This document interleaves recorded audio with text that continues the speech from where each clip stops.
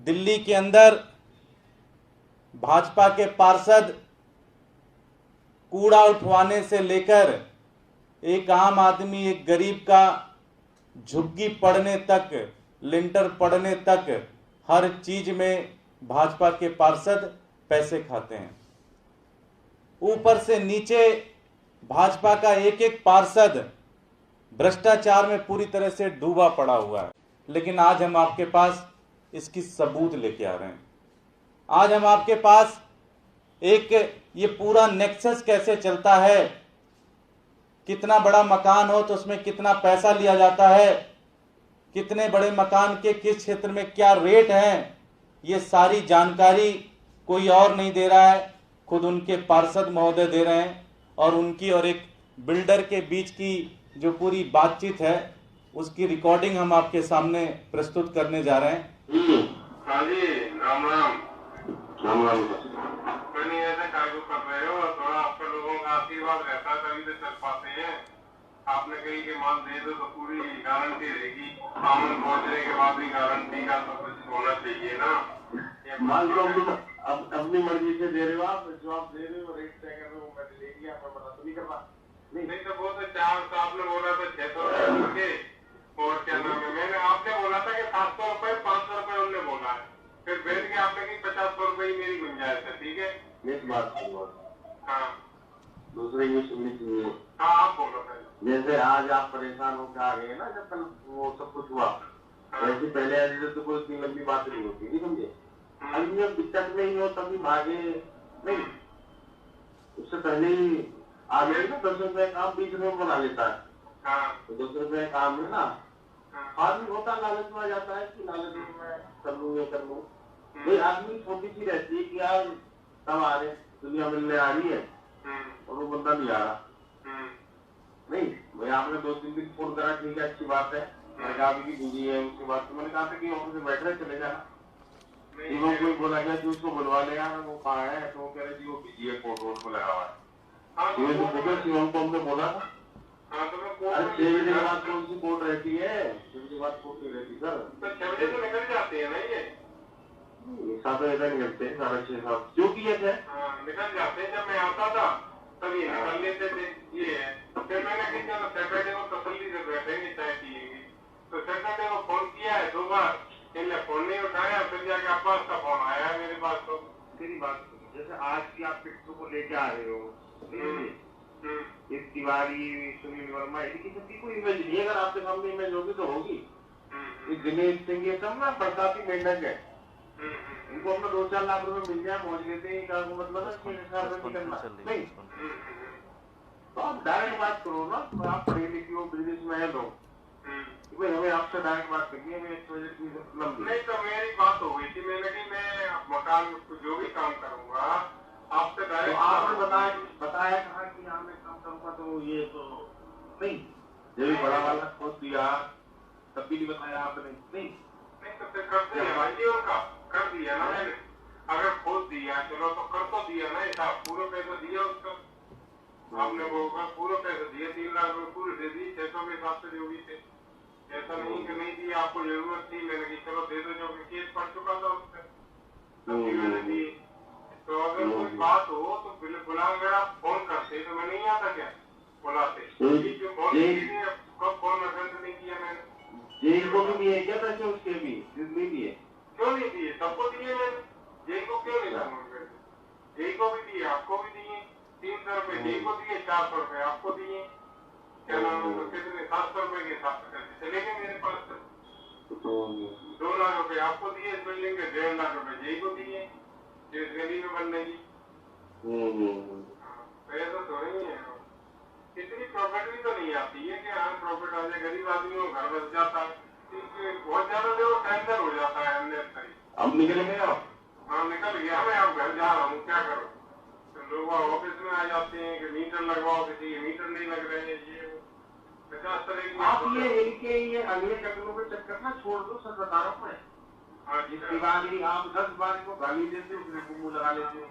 और भाई चलिए हमारे लिए हुए तो किसी क्या होंगे, अरे ये अगर कोई ट्रेन का क्लाइंट पकड़ लाए या वैसे, इस वजह से इतनी बातचीत है, मेरी बातचीत नहीं है। मैंने आप बुला के लाए इसको, आपने फोन किया होगा ना, आपने फोन किया था ना तब। हाँ तो आप कहते ना मिल को जाएंगे खत्म पर नहीं।